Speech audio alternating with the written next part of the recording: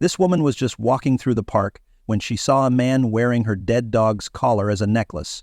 Yeah, you heard that right. 5 years ago, her dog disappeared without a trace. And now, it's back. Not the dog, but the collar. And the man wearing it, he wasn't ready to answer the questions she was about to ask. Now, let me take you back to 2019. Olivia was 24, living in a small apartment just outside. Her best friend wasn't a person, it was a dog. A golden retriever named Milo. She got Milo after a car accident left her with panic attacks. He was her anchor, her therapy, her everything, and he never left her side. Until one night, he did. It was raining, hard. There was thunder loud enough to shake the windows. Olivia was in the shower for 10 minutes. 10, and when she came out, Milo was gone. The door was slightly cracked, leaving behind only the chunk of boneless, skinless chicken he was nibbling on. Leash on the floor, no barking, no sign of struggle, just gone.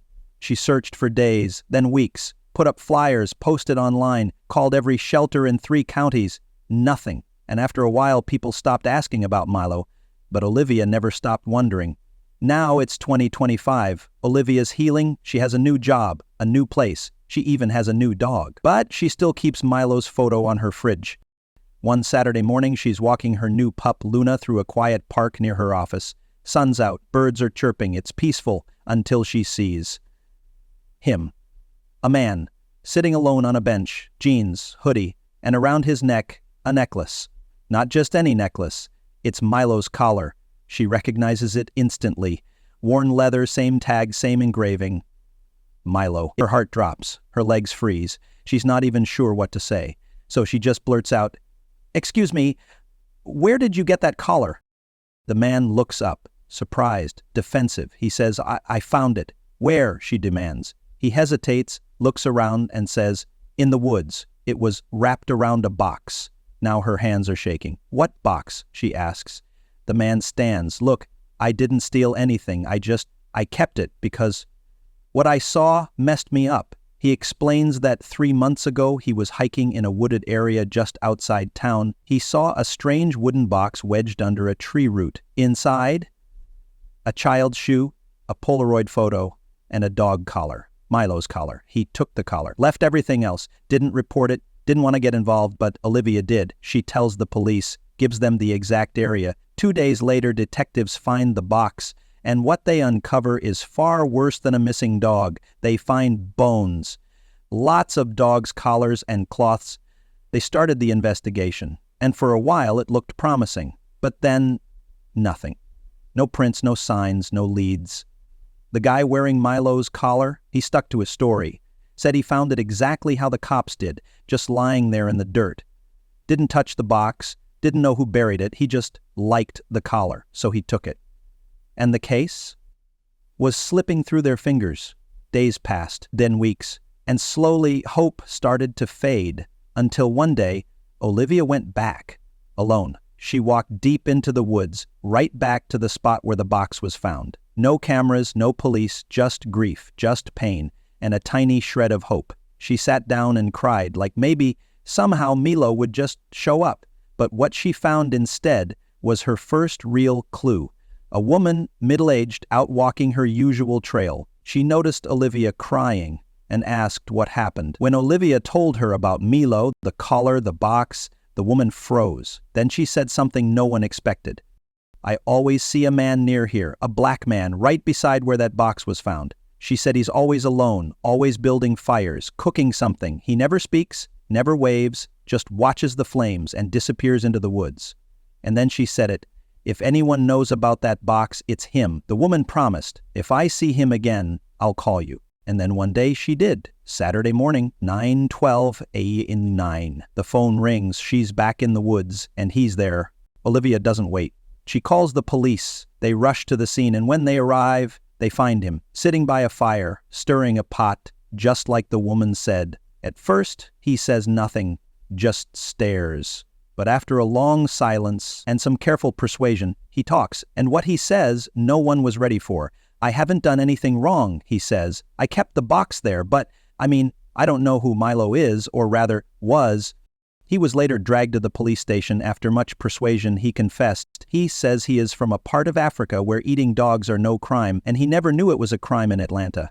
Are you saying you eat dogs? He nods. Only when I have to. I'm homeless. I'm hungry. Sometimes I have no choice. I'm just a hungry man trying to survive, so sometimes I eat dogs in the woods. Then suddenly he remembers a dog. A golden one. Friendly. Wore a red collar with a name tag. Milo. But when he describes the dog, something's off. The eyes, the markings, the build. It doesn't match Milo. So now, you're probably thinking the same thing everyone else is. If that wasn't Milo, then where is Milo? So I always had a feeling Mr. Akpan was lying. He kept saying he found the collar. Didn't know who Milo was. Swore the dog he saw wasn't him. But something about it did not add up. Bro was way too calm. And every time Olivia looked him in the eye and asked him questions, dude was looking everywhere except at her. And even though it had been 5 whole years, Olivia, still broken, still carrying it, still crying over Milo like it happened yesterday. And I guess that did something to him, because next thing you know, he's asking to talk to her alone. And what he said, y'all. He told her that 5 years ago. It was raining. He's freezing, starving, homeless, the whole thing, walking through the dark, empty street, and boom, he sees this golden retriever Milo just sitting on a porch like he's waiting for someone. He looked too clean, he says. I was starving. I didn't think. I just grabbed him. Yeah, he snatched Milo, dragged him into the woods, planning to, eat him. But Milo wasn't having it. The moment they got far enough, he snapped, growling, snarling, fought like a soldier. Almost bit me, he says, ripped away, collar came off, he was gone. Just like that, Milo vanished into the woods. Never saw him again, never went looking.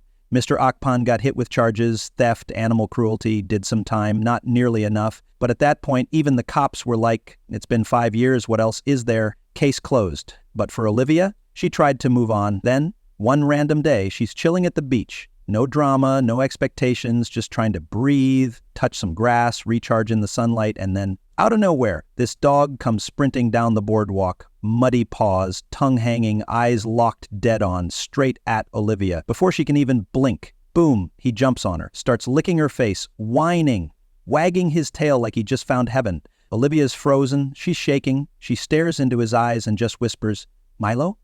So Olivia's sitting there frozen, tears in her eyes, mouth half open, and this dog, he's just rolling on her chest but then, hey, that's my dog.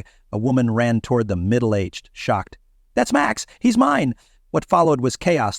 The woman said she'd adopted the dog 2 years ago from her neighbor, an old man with terminal cancer who couldn't care for him anymore. She had papers, vet records, adoption receipts. His name had been changed to Max, but Olivia wasn't letting go. She showed her own proof. Puppy photos, vet files, Milo's original tag, the one engraved, Milo, if found, please call Olivia. The woman paused. Her eyes softened. That explains it, she whispered. He's been quiet ever since I got him, always sitting by the door like he was waiting for someone to come for him. Eventually, after hours of calls and police involvement, Milo was returned to Olivia. She took him home, gave him a bath, fed him the soft chicken he used to love, and when he curled up by her bed that night, she cried herself to sleep. They had 1 more year together. Milo passed peacefully curled up in Olivia's arms just like the day she got him.